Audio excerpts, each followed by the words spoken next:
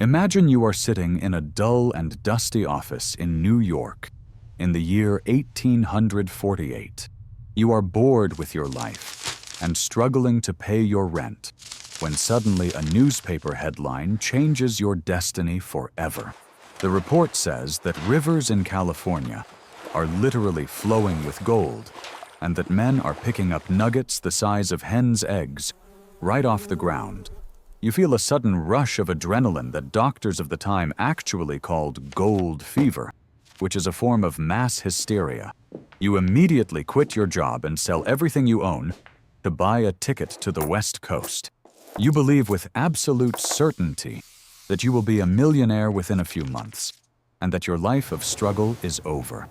But you have just made the biggest mistake of your life, because the gold rush is a giant casino where the house always wins. The first challenge is simply getting to California, because there are no airplanes and no highways to take you there. You have 3 choices, and every single one of them is a potential death sentence that kills thousands before they even see a speck of gold.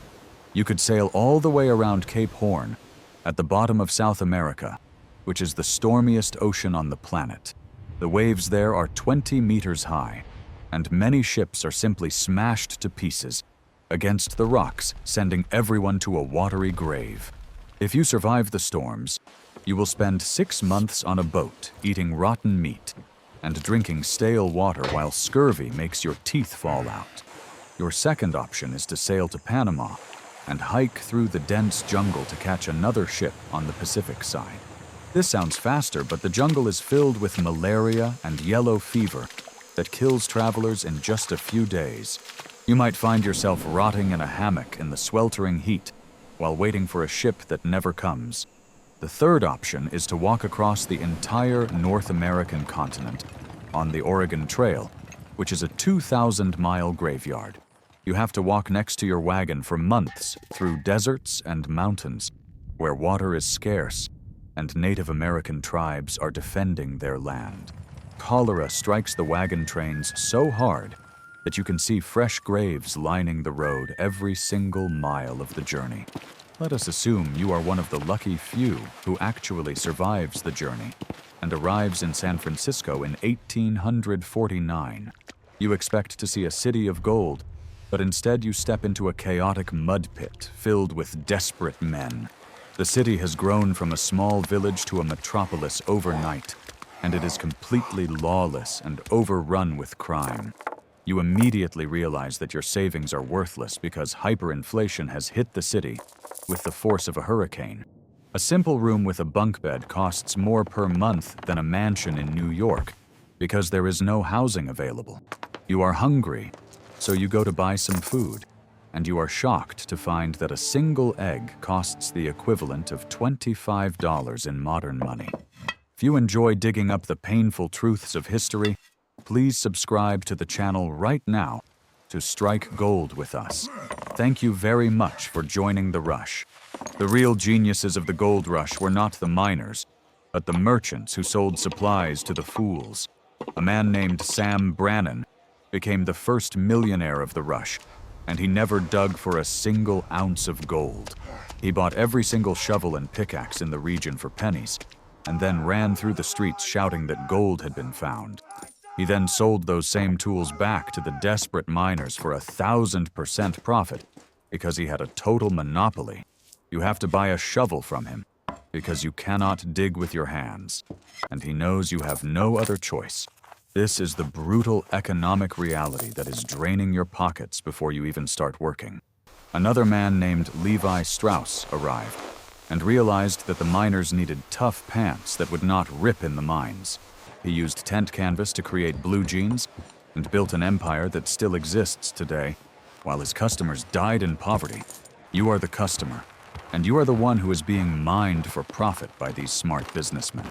But you are stubborn, and you head out to the Sierra Nevada mountains to stake your claim and find your fortune.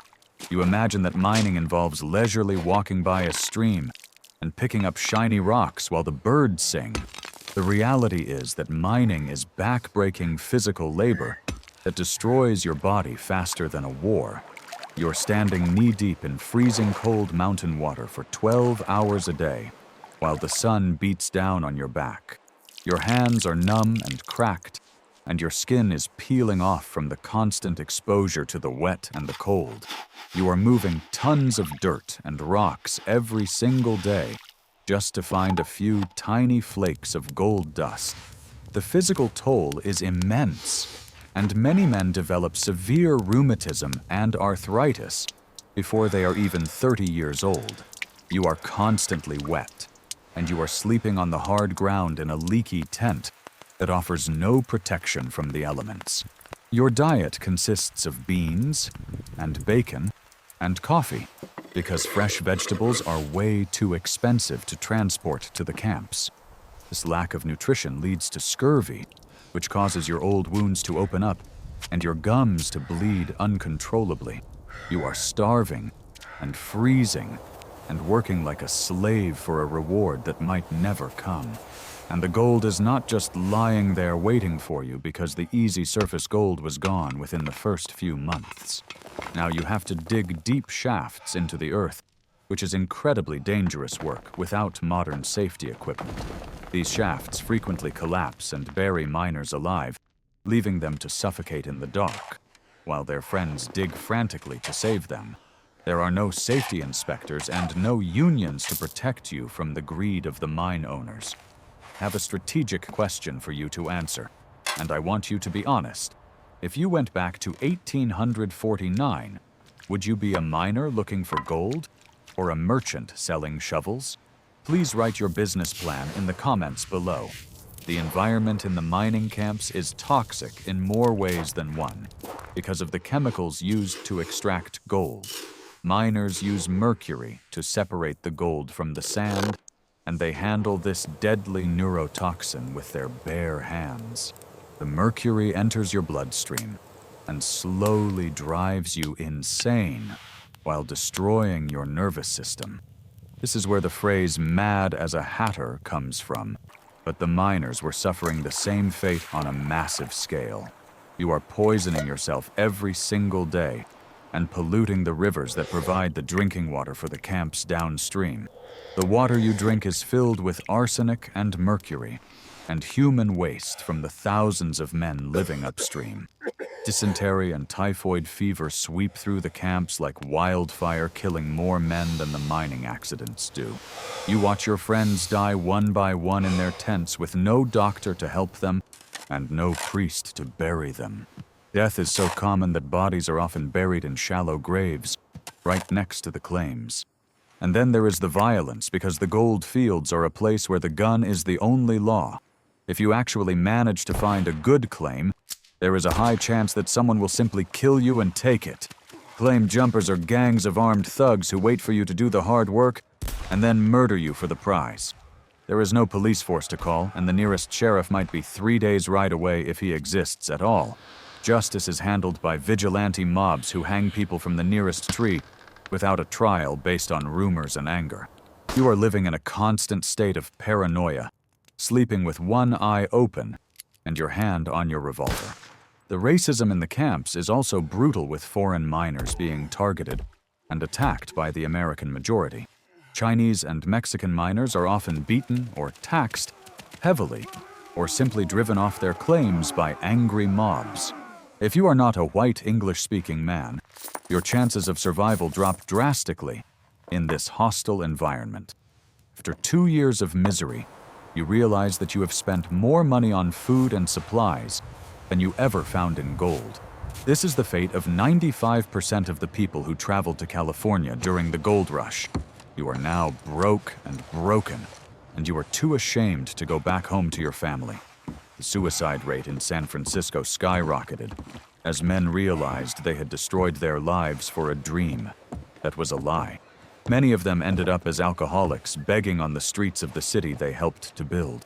They became the ghosts of the gold rush, wandering the docks and telling stories of the fortune they almost found. The psychological trauma of the failure is something that history books rarely talk about. You were promised a paradise where you could pick up wealth from the ground, and you found a hell of mud and blood. The disappointment crushes your spirit because you know you had your chance and you lost everything. The gold rush did build California, and it did fast-track the development of the American West, but it was built on a foundation of human bones and destroyed lives and environmental catastrophe. The rivers were ruined, and the forests were cut down, and the native population was decimated. So the next time you see a gold ring or a gold necklace, just think about the true cost of that metal. It represents greed and suffering, and the eternal human delusion that we can get something for nothing. The only people who truly got rich were the ones who sold the dream, not the ones who chased it. Thank you for digging through the dirt of history with me today. Keep your money in your pocket and stay safe, and I will see you in the next video.